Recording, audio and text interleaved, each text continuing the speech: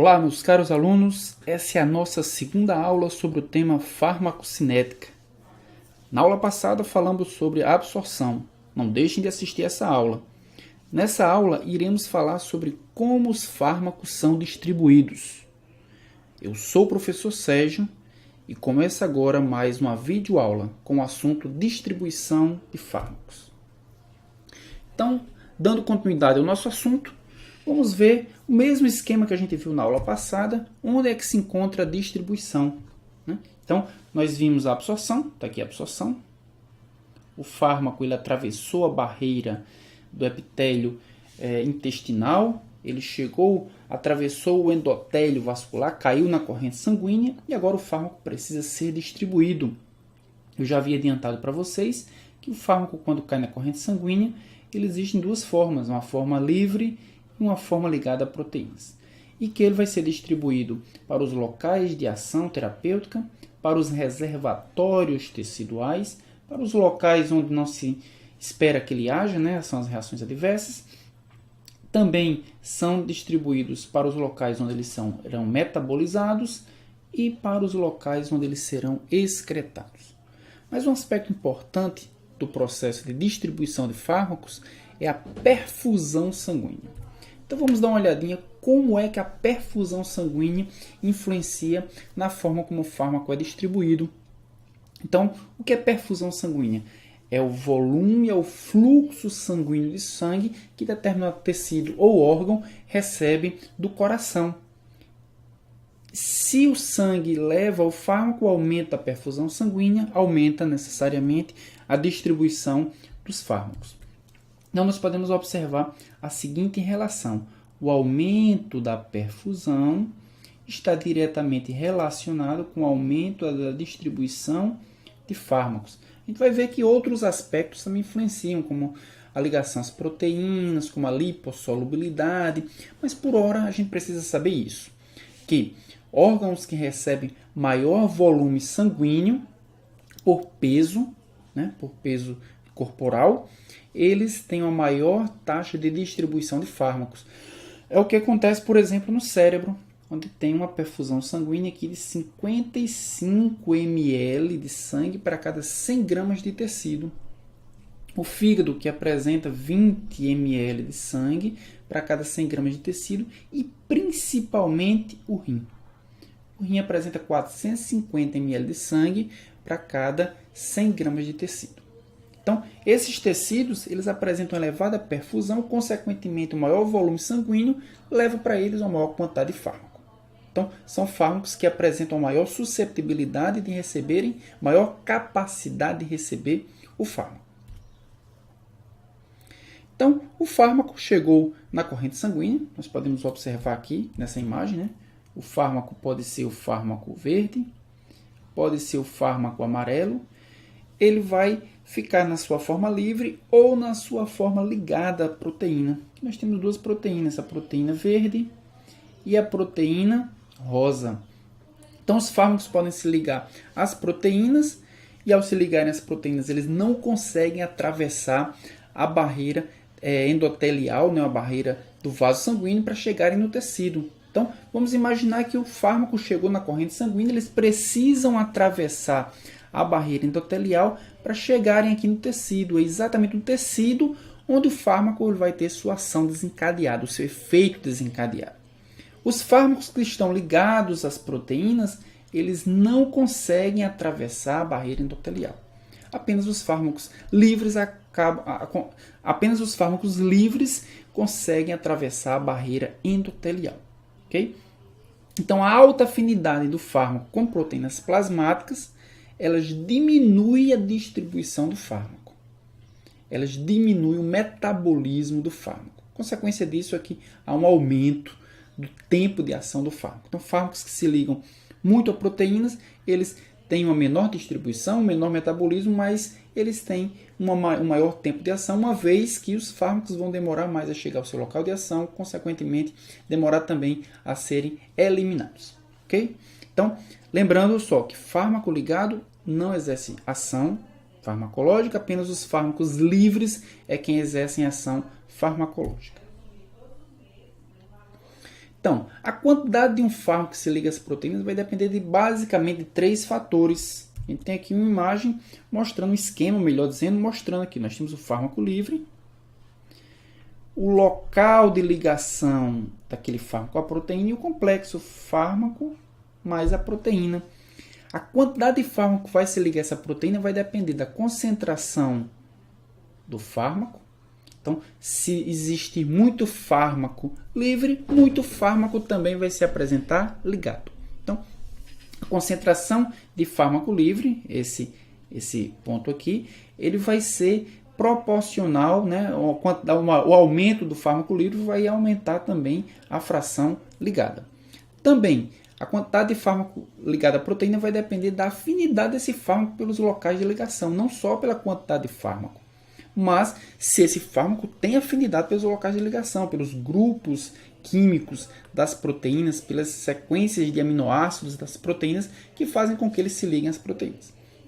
E, obviamente, depende também da concentração das proteínas. Então, são 3 os fatores que fazem com que alterem, né, a quantidade de fármaco ligado às proteínas. Concentração de fármaco livre, afinidade do fármaco pelos locais de ligação e concentração das proteínas. Nessa tabelinha aqui, nós podemos observar que a quantidade de fármaco ligado às proteínas ela é variável.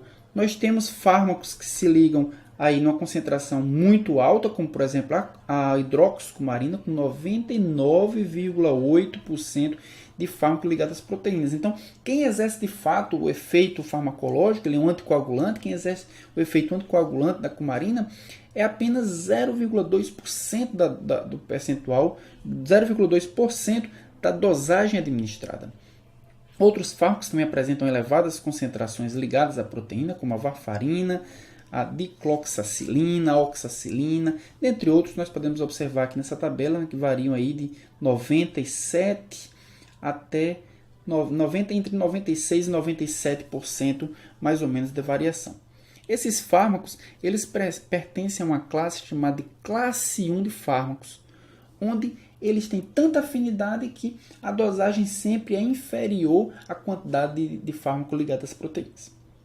Nós temos também fármacos que se ligam muito pouco às proteínas, como é o caso aqui, por exemplo, da canamicina, como é o caso, por exemplo, da cefalexina, com 15% de ligação, como é o caso da prometazina, com 7,5% de ligação, e alguns nem se ligam, né, como a heparina e a primidona também. Né? Outros fármacos, como a terbutalina, também têm níveis baixos de ligação às proteínas, com 25% do fármaco ligado e 75% do fármaco livre, que exerce a função farmacológica. Né? Então, como havia dito, existem 2 classes de fármacos. Os fármacos da classe 1, onde a dose é menor que o número de locais de ligação das proteínas.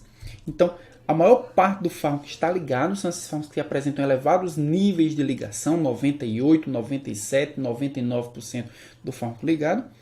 Os de classe 2, onde a dose é maior do que o número de locais de ligação, então a maior parte do fármaco realmente está livre. E existe um sério problema quando a gente administra fármacos da classe 1 e da classe 2. Por quê? Porque os fármacos da classe 2, por apresentarem menor nível de ligação, os fármacos da classe 1, por apresentarem maior nível de ligação, quando administrados juntamente com fármacos da classe 2, podem ser deslocados pelos fármacos dessa classe. Então, os fármacos da classe 1 são deslocados, apresentam maior nível a maior fração livre e, consequentemente, pode apresentar maior níveis de reações adversas. Obviamente, não é só isso. Depende também do local de ligação da proteína e depende do tipo de proteína que esse fármaco se liga. Mas, no geral, os fármacos da classe 2 deslocam os fármacos da classe 1 e aí os fármacos da classe 1 podem produzir potencialmente reações adversas. E a gente pode ver nessa tabelinha aqui alguns fármacos que deslocam outros, né? Então, por exemplo, nós temos aqui droga deslocada, varfarina e outros dicumarínicos. Essa droga deslocada por outros fármacos da classe 2, a varfarina da classe 1 apresenta elevado nível de ligação às proteínas. A varfarina é deslocada, por exemplo, com clorfibrato, com ácido etacrínico, com ácido mefenâmico, que são moléculas que são fármacos que apresentam um nível menor de ligação às proteínas, mas quando são administrados concomitantemente, elas vão deslocar um pouco do fármaco que está ligado à proteína, como varfarina e dicumarínico, produzindo os efeitos farmacológicos da varfarina e dos dicumarínicos, que é hipoproteinemia excessiva, ou seja, sangramentos e hemorragias. Assim como acontece, por exemplo, com a fenilbutazona e com sulfafenoxazol, que são administrados juntamente com a tolbutamida. Tolbutamida é um hipoglicemiante oral. Quando eles são administrados juntos, a fenilbutazona desloca a tolbutamida. A tolbutamida vai exercer seus efeitos mais pronunciadamente, consequentemente, a maior chance de hipoglicemia. Isso depende somente da frequência ou da proporção de fármaco ligado e desligado? Não. Depende também do local de ligação desse fármaco. Pode ver nessa tabelinha que existe na albumina, essa catalogação é apenas para albumina. Na albumina existe pelo menos 4 locais de ligação de fármacos. O locus 1, que é chamado locus da varfarina, vários fármacos se ligam, e obviamente quando esses fármacos apresentam afinidades diferentes, mas o mesmo local de ação, eles vão competir por esse local e um vai deslocar o outro. Locus 2 é o locus do diazepam, o locus 3 o locus da digoxina e o locus 4 o locus do tamoxifeno, que apenas o tamoxifeno foi catalogado até agora. Mas quando esses fármacos apresentam afinidades diferentes pela ligação às proteínas e competem pela mesma proteína e principalmente pelo mesmo local da proteína, eles sim podem deslocar um ao outro. Mas, como eu falei, os fármacos podem competir por proteínas diferentes. Normalmente, as drogas ácidas têm maior afinidade, têm maior aptidão por se ligar à albumina. E as drogas básicas têm maior capacidade e aptidão por se ligar à alfa-1 glicoproteína ácida. Então, se um fármaco ácido for administrado com um fármaco básico, dificilmente esses fármacos vão competir pelo mesmo local de ação, dificilmente vão interagir de forma a deslocar um ao outro. Mas se 2 fármacos ácidos ou 2 fármacos básicos forem administrados e eles se ligarem ao mesmo locus da proteína, eles sim têm chances de deslocar um outro e produzirem efeitos adversos por mecanismos de competição por ligação às proteínas. Okay? Com relação ao tecido, nós temos pelo menos 4 tipos de tecidos que podem sofrer ação farmacológica. Os tecidos podem ser tecidos susceptíveis, quando são os tecidos que de fato possuem um ligante para aquele fármaco e de fato eles sofrem ação daquele fármaco. Os tecidos ativos, que são os tecidos que metabolizam o fármaco, por exemplo, o fígado, a gente vai falar sobre metabolismo na próxima aula, mas eles são diversos tecidos que podem transformar o fármaco em um metabólito, pode ser mais ativo, menos ativo ou completamente inativo. Os fármacos, os tecidos que são indiferentes, eles são reservatórios temporários. Vou falar sobre eles também nessa aula. São tecidos na qual recebem o fármaco, não sofrem ação do fármaco, não metabolizam o fármaco e apenas servem como armazenadores do fármaco. E tem os emunctórios, que são os tecidos que vão excretar o fármaco. O principal exemplo é o rim, o sistema renal, que vai eliminar completamente o fármaco da corrente sanguínea. Bem, mas nós vimos que a perfusão é um fator importante para a distribuição do fármaco. Mas existe também outras características importantes. A gente viu que um dos fatores importantes, além da perfusão, também é a lipossolubilidade da droga. Além, obviamente, da ligação às proteínas. Se o fármaco está muito ligado à proteína, ele tem dificuldade de chegar ao tecido sanguíneo, ao local de ação. Então, são 3 fatores que influenciam na distribuição. Primeiro, ligação às proteínas. Primeiro, é a perfusão sanguínea. Segundo, capacidade de ligação às proteínas. E o terceiro é a lipossolubilidade do fármaco. E a gente chega na lipossolubilidade e a gente tem que falar de volume de distribuição. O volume real é o volume de fato que o tecido recebe de fármaco. Esse é o volume real. Mas existe um outro volume chamado volume aparente, que é a relação entre a concentração daquele fármaco nos tecidos e a concentração daquele fármaco no sangue. E aí nós temos que, se a droga é muito lipossolúvel, ela vai conseguir atravessar muito facilmente as membranas plasmáticas, consequentemente vai se concentrar muito nos tecidos. Ou seja, drogas lipossolúveis, por apresentarem elevadas concentrações teciduais em relação sanguínea, elas apresentam elevado volume aparente de distribuição. Já drogas ligadas ou drogas hidrossolúveis, por elas terem mais dificuldades de atravessar a membrana plasmática, por elas terem maior dificuldade de se desligarem das proteínas, elas apresentam uma diminuição, um baixo volume aparente de distribuição. Então, está muito ligado à ligação às proteínas, mas está muito ligado também à lipossolubilidade. Então, drogas lipossolúveis apresentam maior volume aparente de distribuição, drogas hidrossolúveis apresentam menores volumes aparentes de distribuição. E esse volume aparente vai depender de quê? Existem algumas características dependentes da droga, algumas características dependentes do paciente. Então, dependente da droga, o volume de distribuição pode ser influenciado pela lipossolubilidade, como a gente viu. Se a droga é muito lipossolúvel, ela vai conseguir atravessar a membrana plasmática muito mais facilmente do que uma droga que é hidrossolúvel. Além disso, as drogas lipossolúveis têm maior dificuldade de ligação às proteínas do que as lipossolúveis têm maior dificuldade de ligação às proteínas do que as hidrossolúveis. Se ela é mais lipossolúvel, ela está mais na forma livre, né? Ela vai ser eliminada mais facilmente das proteínas. Além disso, dependendo da droga, nós temos a polaridade e a ionização. A gente viu na aula passada, né, na aula sobre a absorção de fármacos, que muitos fármacos são íons, são ácidos ou são bases fracas que podem se ionizar. Se ela está na sua forma ionizada ou na sua forma polar, ele não consegue atravessar as membranas plasmáticas. Se está na forma molecular, ele atravessa mais facilmente. Então, os níveis de polaridade e de ionização também são importantes para a distribuição, para o volume aparente da droga. E a ligação às proteínas, né? A gente viu também se o fármaco está muito ligado à proteína, ele não consegue, se tem muita afinidade pela proteína, ele não consegue ir para o tecido, porque ele só consegue ir para o tecido se estiver na sua forma livre.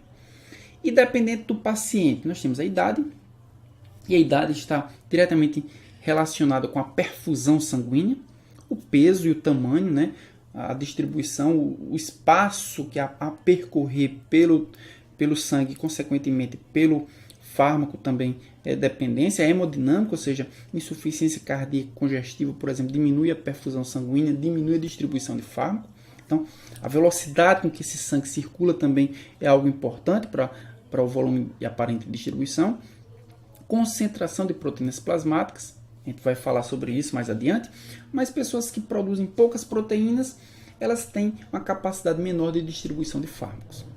Os estados patológicos, a gente falou sobre isso na aula passada um pouquinho também, sobre o edema, sobre a inflamação, isso influencia na permeabilidade do fármaco ao tecido, ao vaso sanguíneo, e obviamente a genética, né, os fatores genéticos também influenciam diretamente ao volume aparente de distribuição. Então nós temos aqui nessa tabela mostrando alguns volumes aparentes de distribuição. Morfina, por exemplo, apresenta um volume de 230 litros para cada 70 quilos. O que significa isso? Significa que a morfina, para atingir a mesma concentração que ela atinge no plasma, ela precisa de um volume de 230 litros distribuídos nos tecidos para que atinjam o equilíbrio entre o plasma e o tecido. Significa que a morfina é um fármaco bastante lipossolúvel. Apresenta um alto volume de distribuição, ou seja, muito da concentração da droga, do fármaco, está concentrada, né, nos tecidos. Digoxina apresenta 440 litros por 70 quilos. Enalapril bem menor, né, 40 litros. A fluoxetina 2.500 litros para cada 70 quilos. Significa que é um fármaco muito lipossolúvel, significa que é um fármaco que apresenta concentrações teciduais muito maiores do que as concentrações plasmáticas. Indometacina 18 e varfarina apenas 9,8 litros. Ou seja, se nós compararmos, por exemplo, fluoxetina com varfarina, nós temos aí mais de 1000 vezes a concentração, uma concentração bem maior de fluoxetina nos tecidos do que de varfarina. E aí, esses fármacos ficam nos tecidos e eles podem encontrar aí reservatórios, né? Reservatórios de fármacos, como é o caso, por exemplo, da quinacrina, que é armazenado no fígado, ou tiopental na gordura, ou tetraciclina no osso. Então, nós temos os tecidos reservatórios. Vamos falar um pouquinho disso daqui a instantes. Nessa tabela, nós podemos observar a distribuição do tiopental. O tiopental é um fármaco utilizado como anestésico geral, um fármaco que tem características de lipossolubilidade, e a gente pode observar que nessa tabela foi feita a monitoração da concentração do tiopental em determinados compartimentos, e essa monitoração foi feita em tempos e tempos, e nós podemos observar que isso variou, né? Com 1 minuto apenas da sua administração, 55% do fármaco estava encontrado em cérebro ou órgãos muito irrigados, porque isso depende única e exclusivamente da perfusão daquele órgão. Mas depois de 30 minutos, ele era encontrado em órgãos que apresentavam uma perfusão menor. 70% do tiopental foi encontrado em músculo esquelético ou tecidos pouco irrigados. Mas após 8 horas, ou seja, um tempo muito maior, muito grande em relação à sua administração, ele estava localizado, ele foi encontrado principalmente no tecido adiposo, mostrando que o tiopental pode até ser distribuído rapidamente para tecidos de elevada perfusão, mas ele não consegue, ele é muito pouco, age por um tempo muito curto nesses tecidos. Ele é principalmente armazenado no tecido adiposo.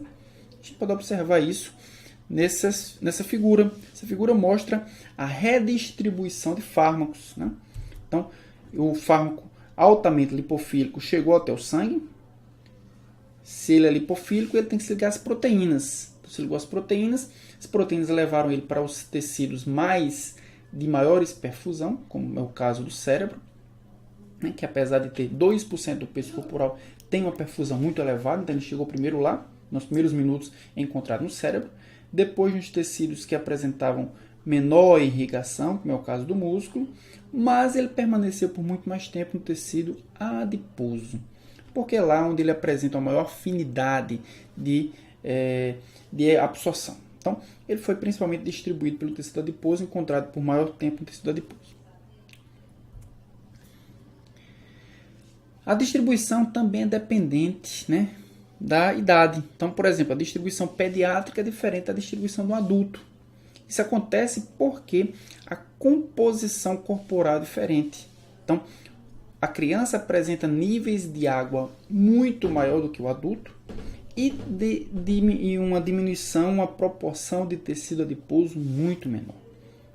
Então, isso significa que uma criança, os fármacos hidrofílicos eles são encontrados principalmente distribuídos nos tecidos, e os lipofílicos são encontrados principalmente distribuídos no tecido de um adulto. Então, a composição corporal muda completamente. Por isso que nós falamos na próxima aula, e vamos falar isso durante todo o curso de farmacologia, que as crianças e os idosos merecem atenção especial, principalmente na administração de fármacos, né? Fármacos que têm baixo índice terapêutico. Também a criança apresenta níveis de proteínas diferentes, albumina, bilirrubina, alfa-1 ácido, glicoproteína. Então, a gente viu que uma boa parte de todos os fármacos que são distribuídos, eles dependem da ligação às proteínas. Se existe variação na composição proteica de uma criança, há variação também na distribuição desse fármaco. E também há variações na composição tecidual das crianças. Por isso que nós temos também variação de ligação dos fármacos aos tecidos. Bem, o fármaco ele pode ser distribuído por vários locais, mas existem algumas barreiras que a gente considera especiais, barreiras anatômicas especiais. A barreira placentária, a barreira hematoencefálica e também a barreira mamária. Então, nós temos esses três principais barreiras anatômicas que a gente precisa atravessar, ou que o fármaco pode atravessar, e isso pode ser benéfico, mas também pode ser ruim, né? Pode causar alguma reação adversa. Então, vamos falar um pouquinho sobre essas barreiras anatômicas.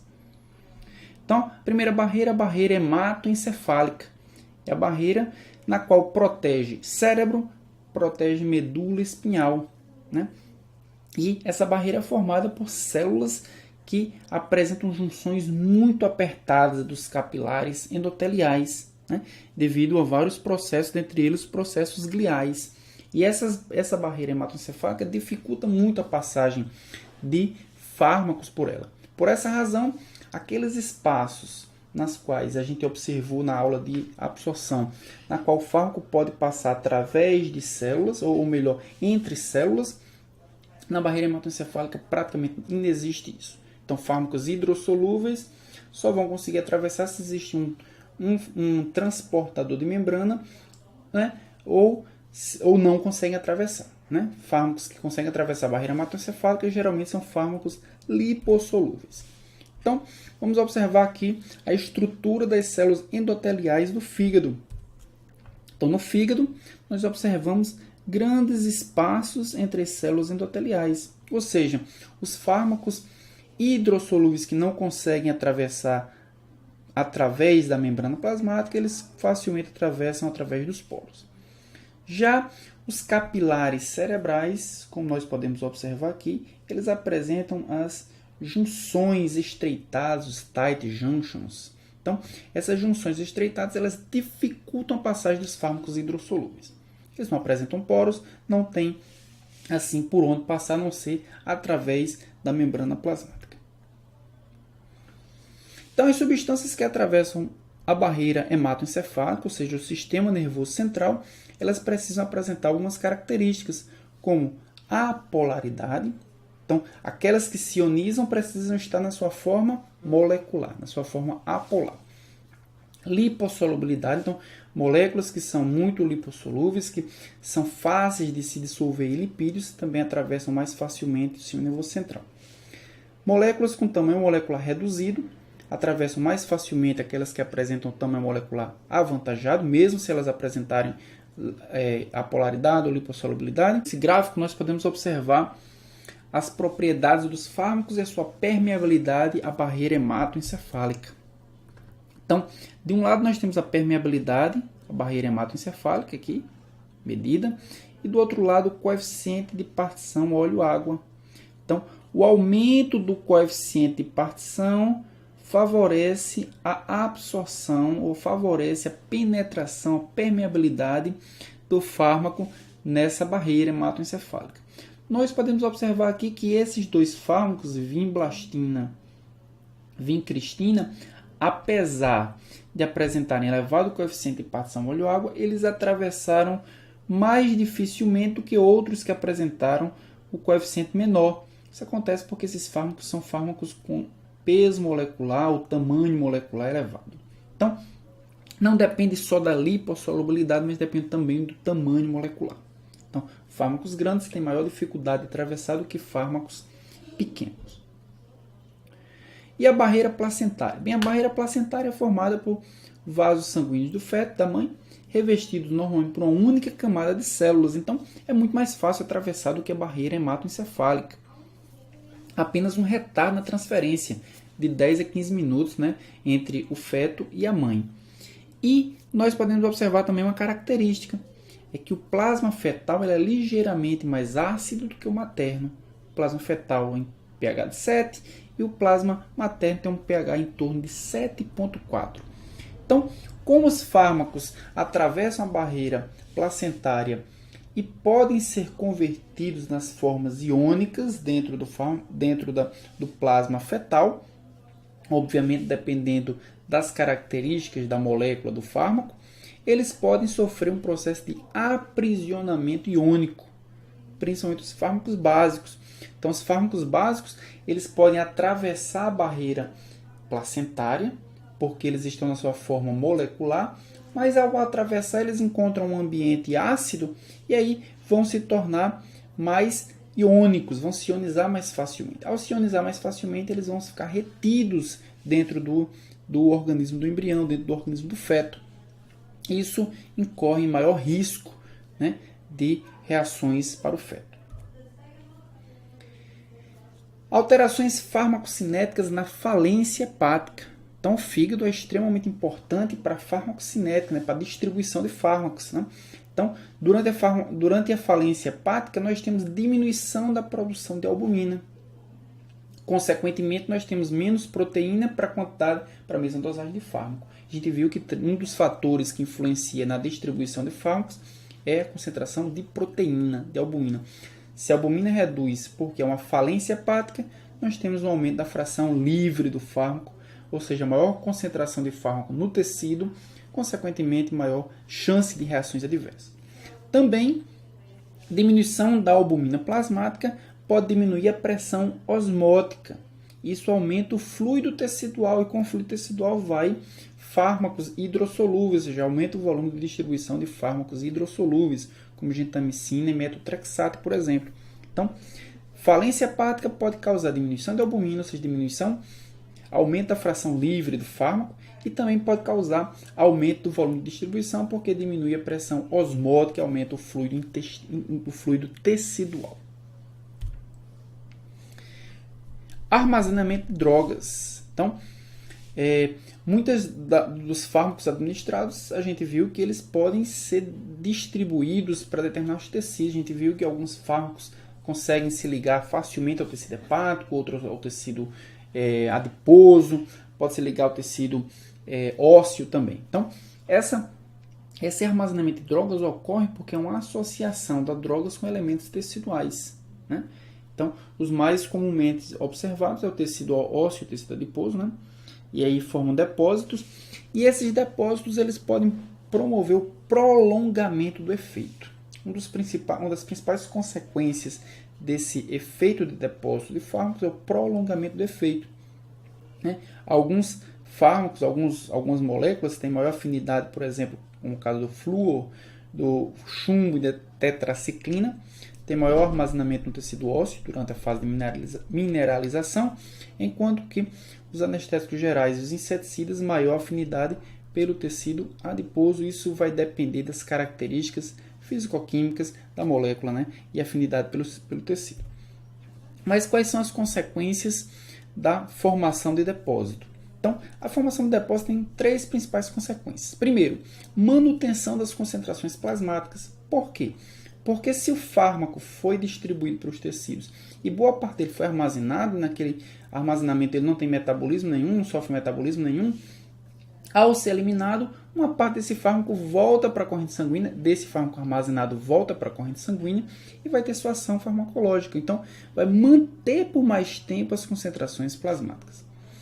Também, eles podem reduzir as concentrações plasmáticas iniciais. Um fármaco que deveria ter uma determinada concentração, se não fosse redistribuído, se não fosse armazenado em um tecido e depois redistribuído, esse fármaco ele apresentaria concentrações maiores. Como ele vai ser armazenado, ele vai apresentar uma redução nas concentrações plasmáticas iniciais.